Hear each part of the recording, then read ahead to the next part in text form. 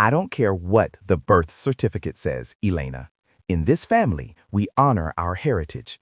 And heritage doesn't include the name of a waitress from a roadside diner. Those were the words my mother-in-law, Beatrice, spat at me while I was still clutching my 3-day-old daughter in the hospital bed. My stitches were still fresh. My head was spinning from exhaustion. And there stood Beatrice, dressed in a crisp, cream-colored Chanel suit, holding a silver rattle she'd already had engraved with a name I hadn't chosen, a name I hated. She didn't look at me with sympathy. She looked at me like I was a temporary vessel that had finally delivered her property. And while I'm getting started, don't forget to subscribe. This is where we'll find the wildest family dramas, real-life revelations, and stories you won't be able to tear yourself away from. I am Elena. For 7 years, I was the perfect daughter-in-law. I'm the woman who stayed silent when Beatrice criticized my cooking.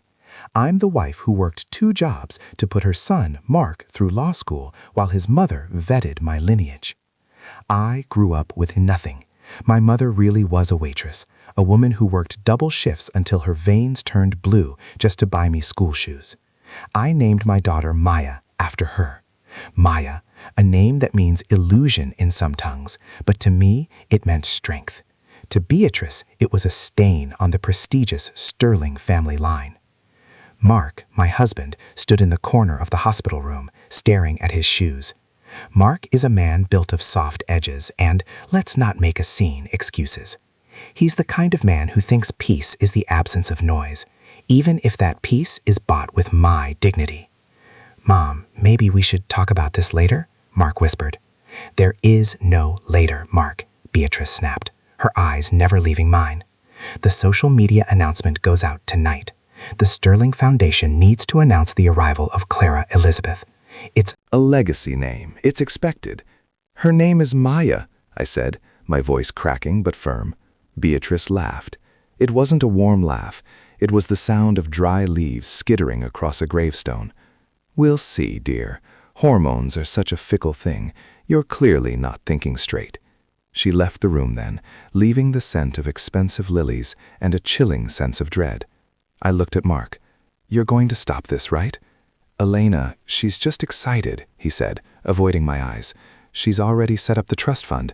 If we just go along with Clara for the public stuff, what does it matter what's on a piece of paper?" That was the first crack. The moment I realized I wasn't just fighting a mother-in-law, I was fighting an institution. The weeks that followed were a blur of sleep deprivation and psychological warfare. We moved back to our house, but Beatrice was everywhere.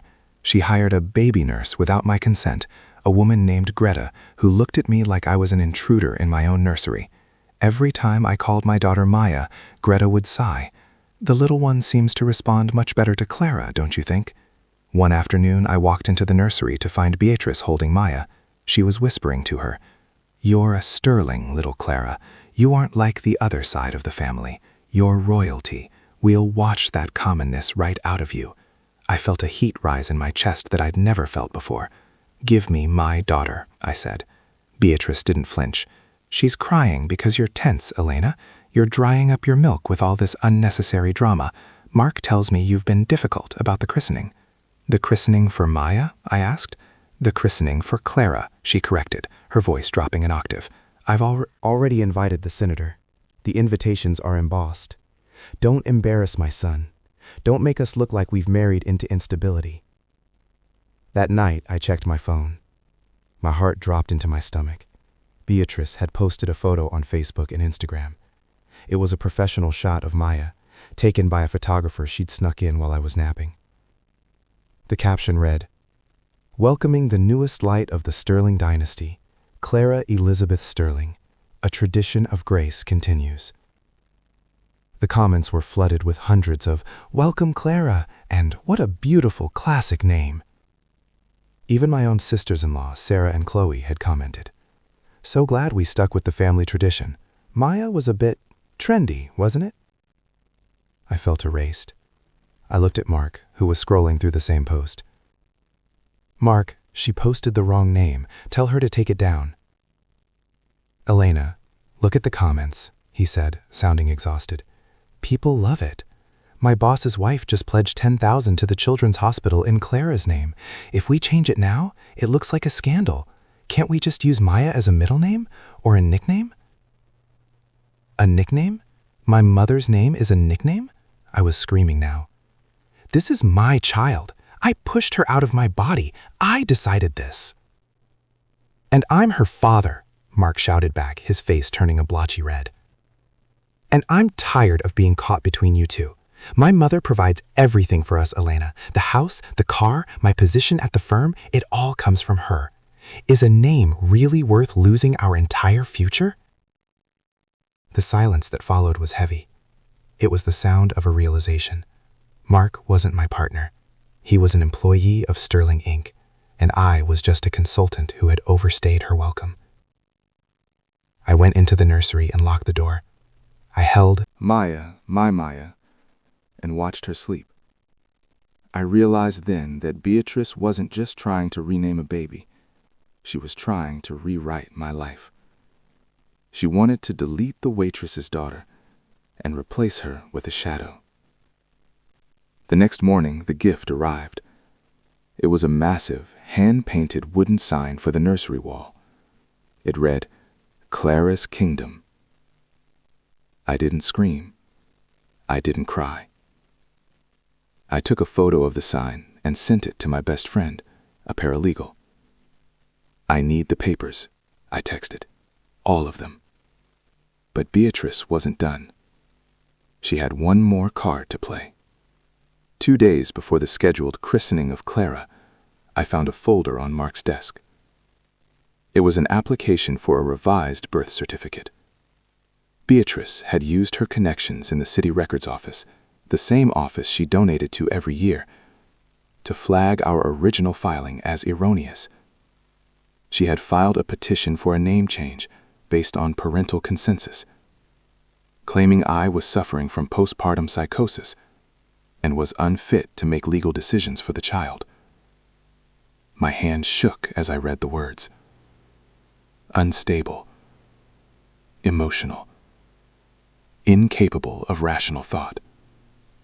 Mark had signed the affidavit. The betrayal felt like a physical blow to the stomach. My husband had signed a document saying I was mentally unfit just to appease his mother's vanity. I didn't confront them. Not yet. I played the part. I wore the dress Beatrice bought me for the christening, a pale, suffocating gray. I smiled for the cameras. I watched as the Sterling circle gathered at the private chapel. Beatrice was in her element, presiding over the crowd like a queen mother. Today, she announced to the gathered elite, we cement the future of our family. The priest stepped forward. And what name do you give this child? The room went silent. Beatrice of her name, a triumphant, wicked glint in her eye. She leaned forward to speak, but I stepped in front of her. Her name, I said, my voice echoing off the stone walls, is Maya Josephine Sterling, and this will be the last time any of you see her. The gasp that went through the room was audible. Beatrice's face turned a shade of purple I didn't know existed. Elena, sit down. You're making a scene. Mark, get your wife. Mark reached for my arm, but I pulled away. I pulled a stack of papers from my clutch, not the program, but the legal documents I'd spent the last 48 hours preparing. I have here, I said, projecting my voice like I was on a stage, an affidavit from my doctor confirming my perfect mental health. I also have a recorded conversation, thank you, baby monitor, of Beatrice Sterling discussing how she, quote, bought the records clerk to falsify a birth certificate.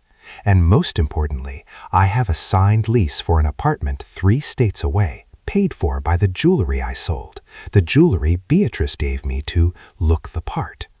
You wouldn't dare, Beatrice hissed, her voice a low growl. I already have, I replied. Mark, you signed a paper saying I was crazy. That's grounds for a very, very messy divorce. And Beatrice, If you ever try to contact me or Maya again, this recording of your legal maneuvers goes straight to the local news and the Bar Association. I wonder how the Sterling Foundation will handle a fraud scandal." The silence was absolute. I looked at Mark. He looked small. He looked like a little boy in a suit too big for him. "Elena, please," he whispered. "We can talk about this." "We're done talking, Mark. You chose your mother's legacy over your daughter's identity. You can have the name Clara. You can give it to a dog, or a boat, or a statue. But this little girl, she's Maya, and she's mine. I walked out of that chapel with Maya in our carrier. I didn't look back. I didn't look at the flashing cameras or the shocked faces of the Sterling Circle. I drove for 6 hours. When I finally crossed the state line, I pulled over at a small, nondescript diner, the kind my mother used to work in. I sat in a booth, the smell of cheap coffee and grease filling the air. And for the first time in months, I breathed. My phone was blowing up. Text from Mark, "I'm sorry, she forced me." Text from Beatrice, "You will regret this. You have nothing without us." I blocked them both. I looked down at my daughter. She was staring up at me with wide, dark eyes. "Hi, Maya," I whispered. She smiled, a real, gummy, beautiful smile. I realized then that a name isn't just a collection of letters. It's the first boundary we set for our children. It's the first gift we give them that says, "This is who you are, and no one gets to tell you otherwise." Beatrice Sterling had all the money, all the influence, and all the tradition in the world. No nie nebula samova glavnoa. She didn't have the truth. I lost a mansion, a trust fund, and a husband who didn't know how to be a man. But I gained a life. And every time I say my daughter's name, I'm reminded that the cost of freedom is high. But the cost of losing yourself is even higher. To anyone listening, never let someone else's tradition become your cage. Your heritage isn't what's written on a foundation stone. It's the fire you use to protect those you love. My name is Elena, and my daughter's name is Maya. And that is the only legacy that matters.